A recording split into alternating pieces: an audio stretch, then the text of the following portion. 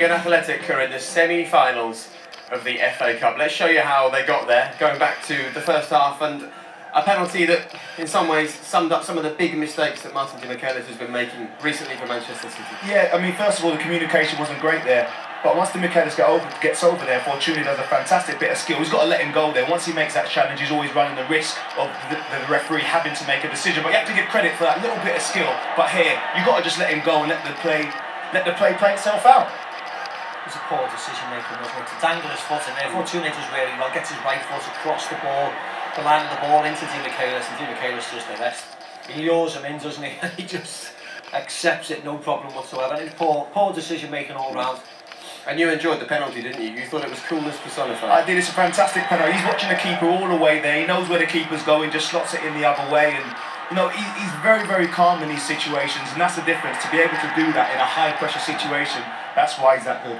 And during the break we talked about the biggest challenge for Wigan, trying to replicate that performance in the second half, and it took me a moment for them to make it 2-0 at the start of that second half. Yeah, it did. They came out really slow again, and this is an awful goal to give away. Michael Owen said in commentary, we've got people, Demichelis highlighted, and this is just, look at everybody stationary. Michael Richards got his hands down by his waist. Gail Grease is looking round, can't see James Pear to the far post, he just nips in.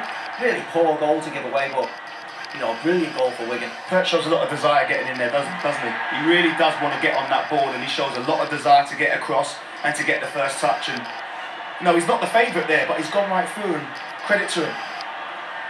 So there you go, 2-0 at that point to Wigan. The celebrations from the man on the bench, and he continues to smile. Uwe Rosler, the Wigan manager, has joined us. Uwe, congratulations. Thank you. Your greatest day in football? It's yet to come. As a manager, probably yes, yeah. What was it like for you on the bench today? We spoke to Emerson Boyce at the end. He said it was tough. I said our only chance we had today to replicate what Roberto put into that team. When you play Manchester City, you have to keep the ball. You have to, even high risk, get the ball down and try to match them up a little bit on possession and not going long. And I think that first half we did that extremely well.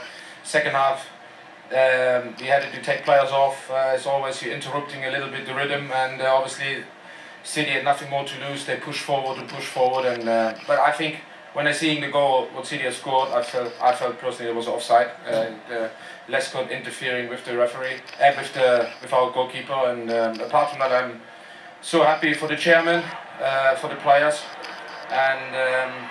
Yeah, well, we've got the goal for you here. I mean, the rule states that if a player is obstructing another player's line of vision, the goal shouldn't stand, and in your opinion, it should have been given offside? Definitely, yeah, because the ball goes rightly over him, and he moved his leg, and our goalkeeper, he definitely interfering.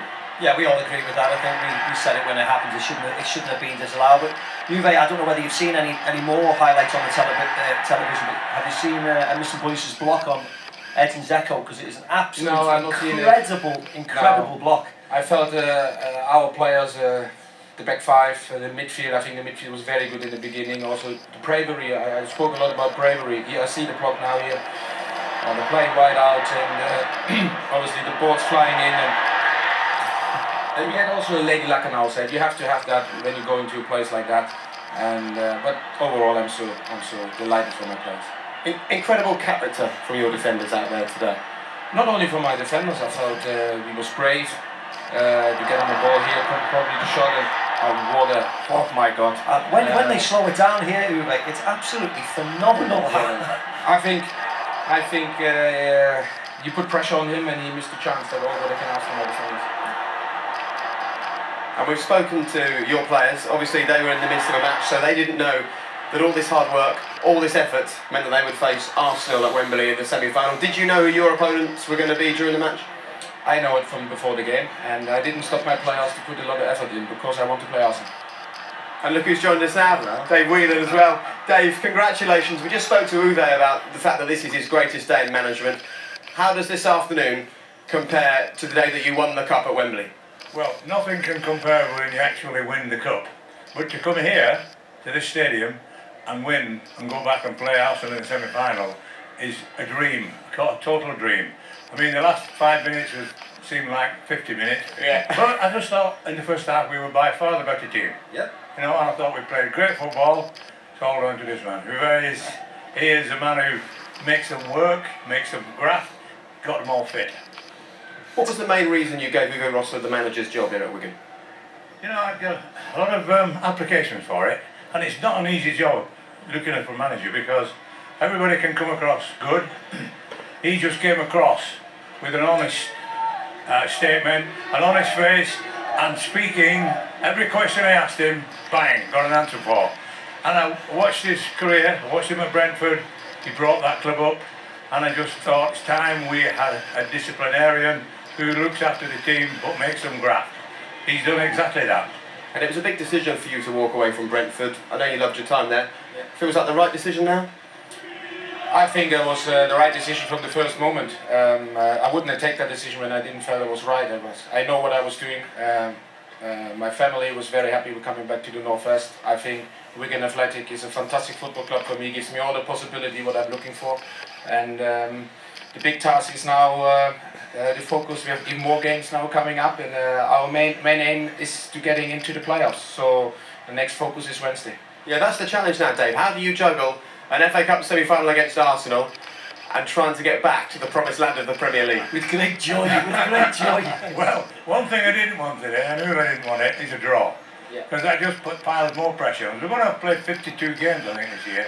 And it's an awful lot of games for the boys.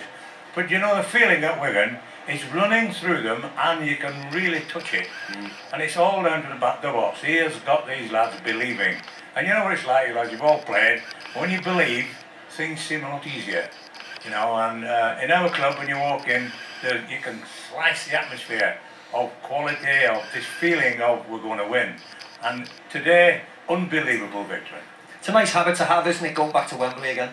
Well, We never have enough. Necessarily for me. you can't get enough of going to Wembley. It's the home of English football. It's, I believe, the home of world football. And every time our boys step onto that pitch, it is very, very special. I know you've all stepped onto it from time to time. I broke my leg and got carried off, but it's something special and it's a dream. Well done today, Dave. And finally, what were the emotions like for you coming back here against the club where really you fell in love with English football at Manchester City and fell in love with the club as well? I think there was a lot of written before the game, and everything has been said.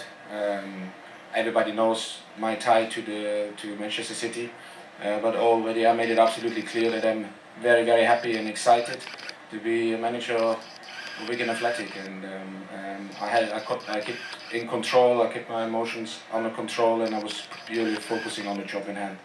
Okay, well I know that you named one of your children after Colin Bell. If you have another child, maybe you could name him Martin after Martin D. Michaelis.